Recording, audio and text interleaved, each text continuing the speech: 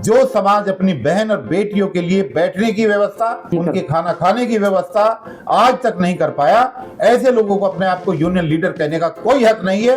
ये तो कहते हैं कि नेता भी हम ही रहेंगे क्योंकि हम वाल्मीकि समाज से हैं। इससे ज्यादा भ्रष्टाचार यहाँ पर कुछ हो नहीं सकता।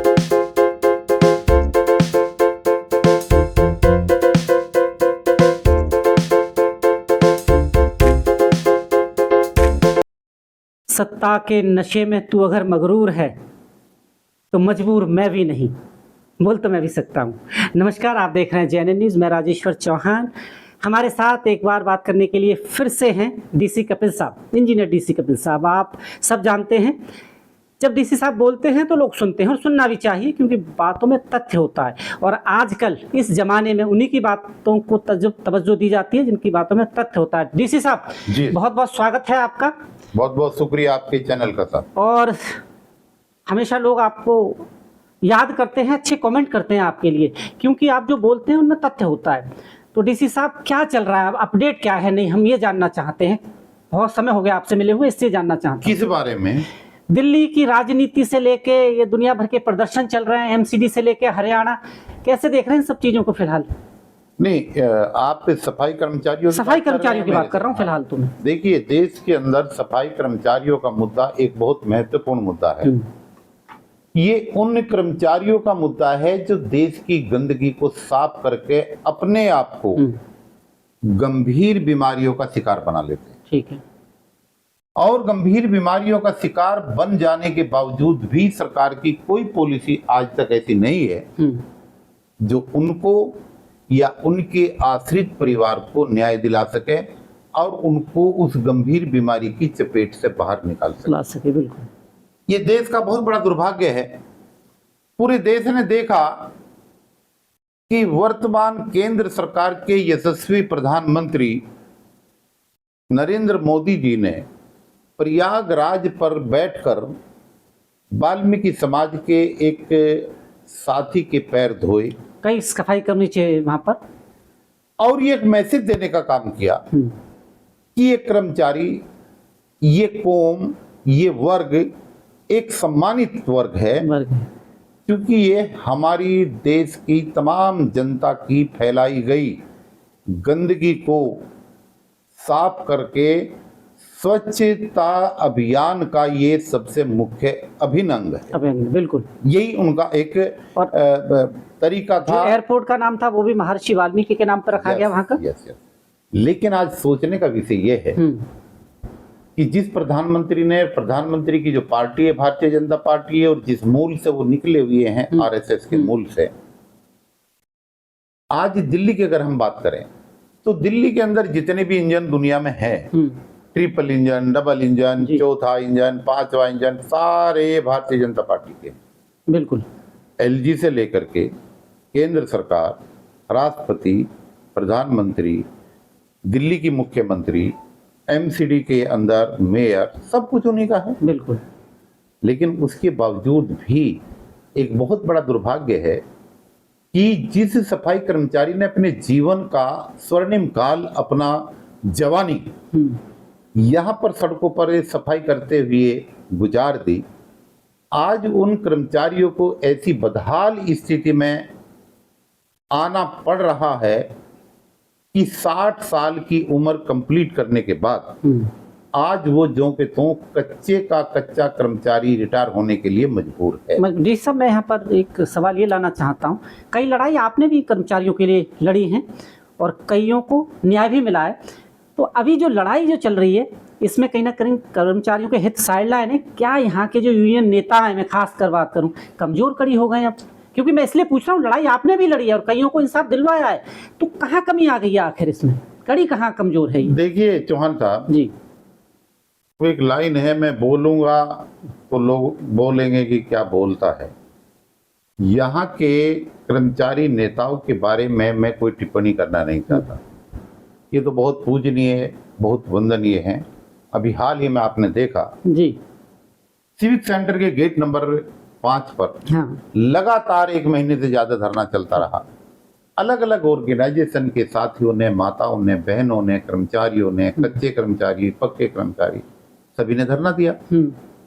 सरकार के ऊपर प्रेशर डेवलप होना चाहिए था। बिल्कुल।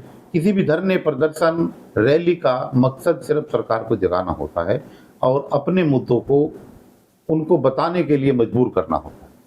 अब दुर्भाग्य देखिए, मैं किसी का नाम नहीं लूंगा, एक ग्रुप में वहां पर धरना दे करके सरकार के ऊपर दबाव बनाता है और उसी संगठन का जो दूसरा ग्रुप वहां पर एक नेता खड़ा होकर के छाती पीट करके ये कह रहा है कि इस हड़ताल को हम किसी भी सूरत में कामयाब नहीं होने देंगे। बिल्कुल। तो जहां पर मानसिकता ऐसी हो कि मैनेजमेंट को एक नेता जा रहा है हड़ताल का नोटिस देने के लिए, दूसरा कह रहा है कि आप चिंता ना करो, हम आपके साथ हैं, ये कुछ नहीं कर पाएगा, तो ऐसे नेताओं की सोच पर मैं यहाँ के नगर निगम की यूनियन के नेताओं के बारे में कोई टिप्पणी करना नहीं चाहता। पर डीसी साहब, चल ठीक है, ये देश का पहला एक ऐसा विभाग है, दिल्ली नगर निगम, कश्मीर से लेकर कन्याकुमारी तक देश के जितने भी ऑर्गेनाइजेशन है, सब में एक एक ऑर्गेनाइजेशन है, एक एक संगठन है, दबाव बनता है, मुद्दे हल होते हैं, बड़े बड़े मुद्दे। भारतीय संविधान के अंदर अमेंडमेंट नंबर 81, 82 और 86 हमने अमेंड कराया है कर्मचारियों के बलबूते पर, उनकी एकता के बलबूते पर। लेकिन यहाँ पर तो दुर्भाग्य ये है कि ये जाति को समाज समझ बैठे हैं और किसी से कोई मदद लेना, बेशक इनके कर्मचारियों का हो ये रहा है कि चाकू खरबूजे पे गिरे या खरबूजा चाकू पर गिरे, कटना खरबूजे को है। इन कर्मचारी नेताओं की आपसी फूट का लाभ जो है निगम के भोले भाले कर्मचारियों को भुगतना पड़ रहा है। उनको जो मूलभूत समस्याएं मिलनी चाहिए, उनकी जो मूलभूत समस्याओं का निदान होना चाहिए, उनको जो मिलनी चाहिए चीजें, वो बिल्कुल नहीं मिली। कुल मिला के आप कह रहे हैं कि ये सिर्फ पगड़ी की लड़ाई है, और है भी, क्योंकि मूंछों की और पगड़ी की लड़ाई है, क्योंकि जो यूनियन आमने सामने थी, दोनों ने जीत का मालाएं पहनाई एक दूसरे को आपस में ही कि हम जीत गए, दूसरी वाली ने भी, पर उसका जमीन पर तो कर्मचारियों को कोई फायदा ही नहीं मिला अभी तक। कुछ तो अमेंडमेंट नीचे हो, जमीन पर पक्के भी नहीं हुए। और एक मुद्दा रहा था कि जो ठेकेदारी हटाओ, ठेकेदारी जरूर हटी है, पर उसकी जगह दूसरे तरह से डीसी साहब मशीनें आ गई है, उसमें भी ठेकेदारी है, वो कहाँ खत्म हुई है अभी? उसका सिर्फ स्वरूप बदल दिया है। हाँ, स्वरूप बदल दिया है भाई।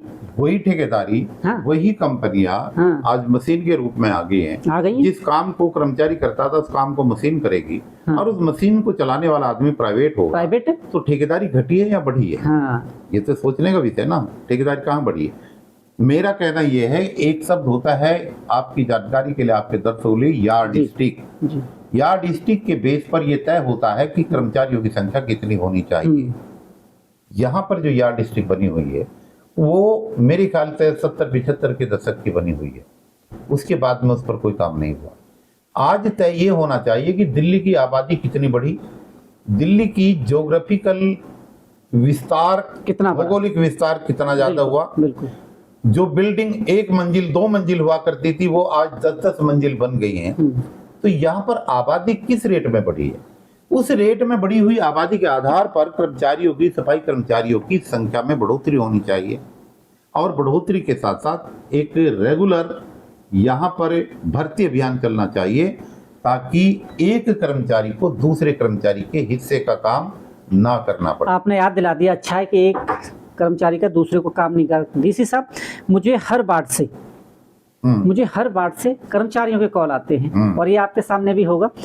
अगर किसी वार्ड में 100 लोग हैं तो ड्यूटी पर वहां पर सिर्फ 40 लोग आ रहे हैं, 60 नहीं आ रहे हैं। और ये मेरा आरोप नहीं है, कर्मचारियों का आरोप है, जिसकी मैंने वीडियो भी अपने चैनल पे डाली हुई है। इसे कैसे देखते कि जो कर्मचारी हैं वो अपना काम ठीक से नहीं कर पा रहे हैं, ये कहाँ है? ये तो भरी मीटिंग में कमिश्नर साहब ने खुद कहा है जी कि 40% कर्मचारियों की अनुपस्थिति होती है जब हम इंस्पेक्शन करने जाते हैं। तो कौन है 40%? कौन है? पहले तो मैं मैनेजमेंट से पूछना चाहता हूँ और सरकार से पूछना चाहता हूँ कि जब तुम्हें ये पता है कि 40% लोग काम नहीं कर रहे, तो तुम उनको सैलरी क्यों दे रहे हो? उनके ऊपर कार्रवाई क्यों नहीं कर रहे हो? और उनको छूट देने वाला जो मैनेजमेंट है, जो अधिकारी हैं, अगर वो उनके साथ मिली भगत करके इस प्रथा को जन्म दे रहे हैं, तो कमिश्नर साहब उन अधिकारियों को टर्मिनेट क्यों नहीं करते?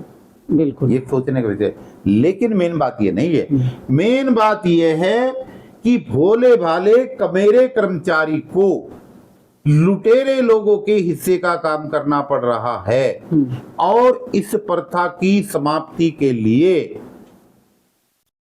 जी किसी भी यूनियन के नेता ने आज तक कोई आवाज नहीं उठाई, ना कोई मुंह खोलने के लिए तैयार है। इसका मतलब आप कहीं ना जो बोल कहीं रहे वो खुद इन्वॉल्व हैं। आप जो बोल रहे हैं, हम जो बोल रहे हैं, उस पर तो शायद हो सकता है कि अभी कमेंट में कुछ ना कुछ आ जाएगा, पर यही बात कमिश्नर ने कहा, उसमें कुछ नहीं बोला है कोई भी। उसमें कुछ नहीं एक और मुद्दा लाना चाहता हूं आपके सामने। ईपीएफ बड़ा घोटाला है, और ये मैं बात दिल्ली की नहीं कर रहा, पूरे भारत के नगर निगमों की। और दिल्ली की अगर बात करें तो मुझे आज ही कर्मचारी का कॉल आया है नजफगढ़ से, उनके पैसे कट रहे हैं, कोई अकाउंट नहीं है उनका, वो पैसा कहाँ जा रहा है, उन्होंने कई बार कंप्लेन की है, इसकी कोई सुनवाई नहीं हो रही, और करोड़ों रुपए का घोटाला है। ये भ्रष्टाचार है, ये भ्रष्टाचार है। हाँ। पैसा जमा नहीं किया गया, कर्मचारी से पैसा काट लिया गया, उसका पैसा जमा नहीं हुआ। और मेन बात ये है कि ये पैसा इसलिए काटा जाता है ताकि ईएसआई की सुविधा उनको मिले, उनको वो सुविधा भी नहीं मिल रही है अभी तो, और ईएसआई का भी पैसा कट रहा है। इससे ज्यादा भ्रष्टाचार कहाँ होगा? लेकिन भ्रष्टाचार क्यों ना हो साहब, चौहान साहब, भ्रष्टाचार क्यों ना हो? जिस ऑर्गेनाइजेशन में 60 यूनियन बनी हुई है, हाँ। और गली गली में यूनियन बनी हुई है, तो वहां पर क्या होगा? यही तो होगा। एक घर में एक कर्मचारी की सैलरी नहीं आ रही है, उसके साथ साथ उसके परिवार के और लोगों की सैलरी भी आ रही है। लेकिन सोचने का विषय यह है कि क्या वो कर्मचारी या वो यूनियन नेता या उसके परिवार के वो लोग जिनकी सैलरी आ रही है, क्या वो ड्यूटी करने जा रहे हैं?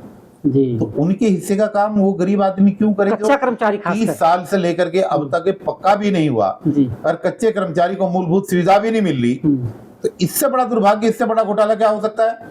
यहां पर तो अगर मैं सही शब्दों में कहूं फिर इनके मिर्चें लगेगी, लेकिन मैं कहूंगा जरूर, यहां पर एक जाति विशेष के लोग अपनी जाति का खून चूस रहे हैं। बिल्कुल बिल्कुल।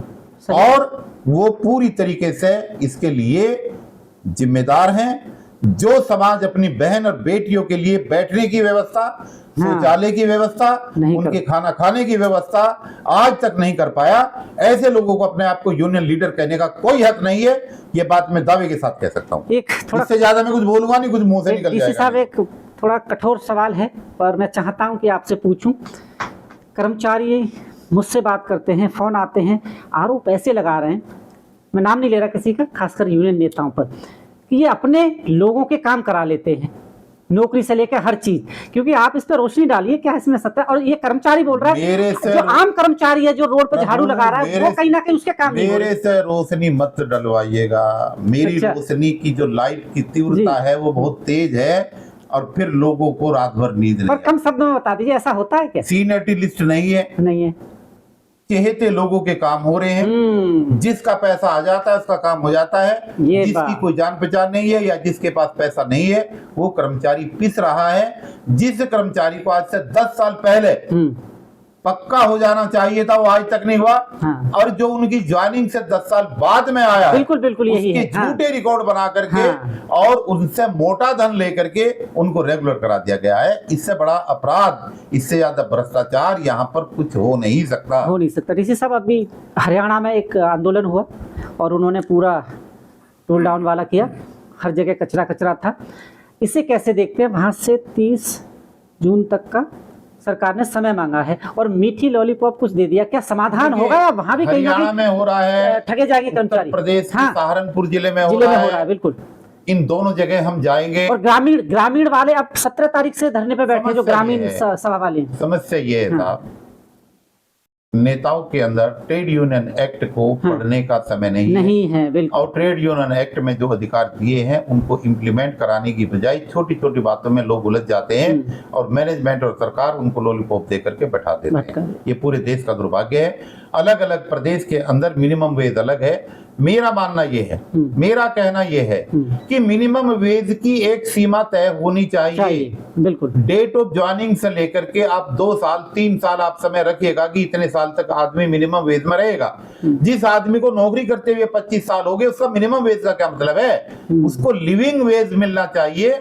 उसको महंगाई के हिसाब से, जब इसी शहर में कच्चा और पक्का कर्मचारी रहता है, दूध सबके लिए बराबर है, पेट्रोल सबके लिए बराबर है, दाल चावल चीनी सबके लिए रेट उसके बराबर है, तो 5 साल से अधिक नौकरी पूरा कर चुका कर्मचारी कोई भी है और वो किसी भी विभाग का है, सफाई कर्मचारी नहीं, वो बिजली, पानी, शिक्षा, स्वास्थ्य किसी भी विभाग का है, उस आदमी को लिविंग वेज मिलना चाहिए। और ये काम हमने बिजली विभाग के अंदर करके दिखाया। जिन कर्मचारियों की सैलरी मात्र 9,000 थी, आज उनको 40,000 रुपए सैलरी मिली, हमने करके दिखाया। लेकिन ये करवाना नहीं चाहते।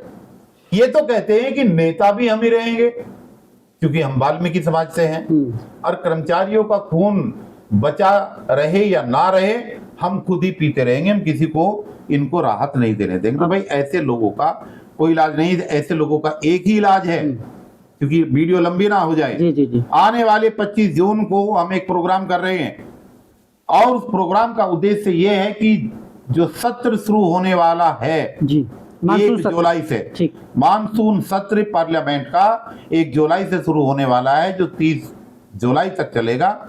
उसमें देश के इतिहास में पहली बार सफाई कर्मचारियों की आवाज हम पार्लियामेंट के अंदर गुंजवाएंगे। सवाल पूछेंगे कि जो कर्मचारी इस देश के अंदर सबसे नाजुक काम करता है, अपमानजनक काम करता है, उस कर्मचारी का आज ये हश्र क्यों है, उसकी सैलरी क्यों नहीं बढ़ रही, उसका सही समय पर उसका रेगुलाइजेशन क्यों नहीं हो रहा, और वहां पर बहन बेटियों के लिए इतनी भी व्यवस्था क्यों नहीं है कि वो अपने दफ्तरों में बैठ करके शौचालय जा सकें या खाना खा सकें। इसलिए तमाम आपके इस चैनल के माध्यम से मैं तमाम उन साथियों से जो कच्चे कर्मचारी हैं, वो चाहे किसी भी विभाग में काम करते हैं, विशेष रूप से एमसीडी के अंदर जो कर्मचारी हैं, मैं उनसे आह्वान करता हूं, मैं उनसे निवेदन करता हूं विनम्रता के साथ कि लीडर्स आपके क्या कर रहे हैं, मैं इस पर कोई टिप्पणी नहीं कर रहा हूं। मेरे साथियों, आपको अपनी लड़ाई खुद लड़नी पड़ेगी। भगवान बुद्ध ने कहा था, अपने दीपक भव, अपना दीपक आपको खुद बनना पड़ेगा। इस मोमेंट के अंदर जुलाई में उठने वाली संसद की आवाज में अपनी आहुति देने के लिए और अपने अधिकारों के लिए आप 25 जून को दिल्ली में कॉन्स्टिट्यूशन क्लब में होने वाले बड़े प्रोग्राम में आप जरूर आएं।